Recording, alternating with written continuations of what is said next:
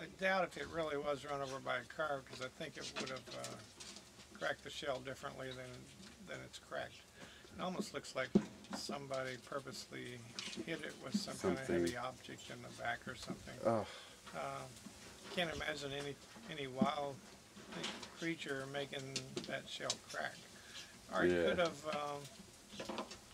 maybe it ended up falling off of something and landing on its back. That's a possibility, where it hit something. In today's world, I would think that it's probably the human theory is probably the right one. We get quite a few wildlife that have been purposely injured by people. Yes, we got in a full-grown bobcat. Was hit by a car. He was in pretty bad shape. He was bad enough shape that he really wasn't that big of a problem to scoop into a carrier and get here. He had a broken right left leg, front left leg. I'm sorry. Front left leg. Yes, and and some really bad abrasions and cuts on his head and so forth. We found a vet that would really patch him back up. They sewed up the cuts in his head. They put a splint and had to pin his leg.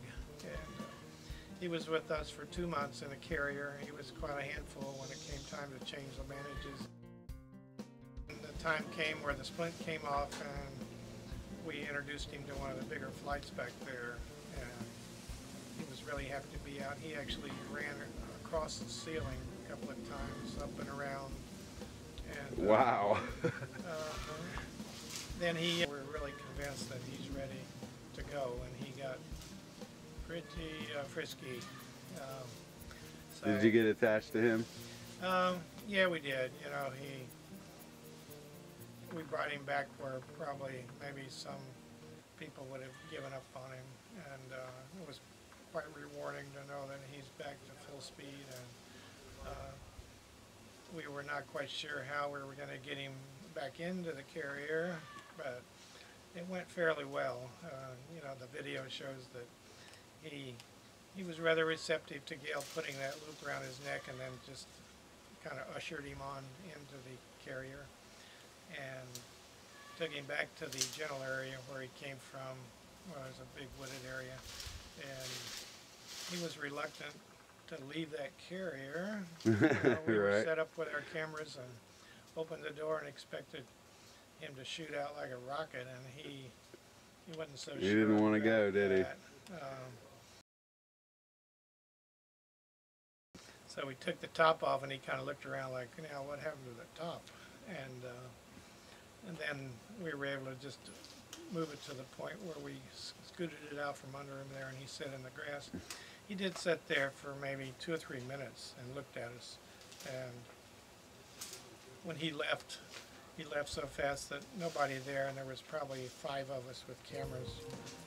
And the picture we really hoped to capture was him running off into the bushes. And he ran so fast, nobody, including my camera, I didn't get it to turn fast enough for him to go. And then behind all the high weeds was a wooded area. We could see every so often that white tail through the bushes, but that was it. He was moving at a high rate of speed, and I'm sure he's doing well out there. What's the most rewarding about this type of work? You know, the more you're around wildlife, the more rewarding it is just to interact with them. Something that's really pretty hard to put into words. It's, but we get, you know, people, quite often people don't realize there's somebody here like this that are dedicating their life and time to actually taking care of a baby squirrel or a gull or something. They're thinking, oh, these are not, probably people are only interested in more exotic things. So it's very satisfying that people realize that we don't discriminate. We take care of all wildlife the same. And it's rewarding when we release something and watch it go back in the wild. And know that it's going to go back and at least live a normal life for some time anyway.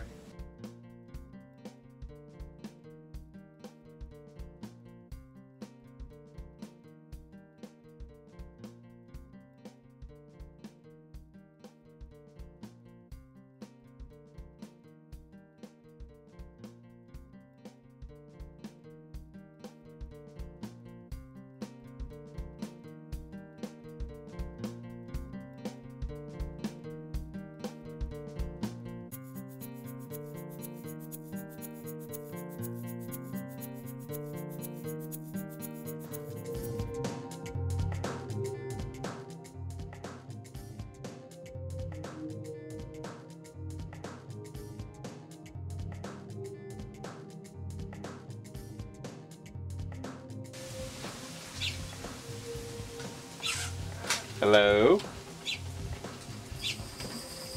Hello.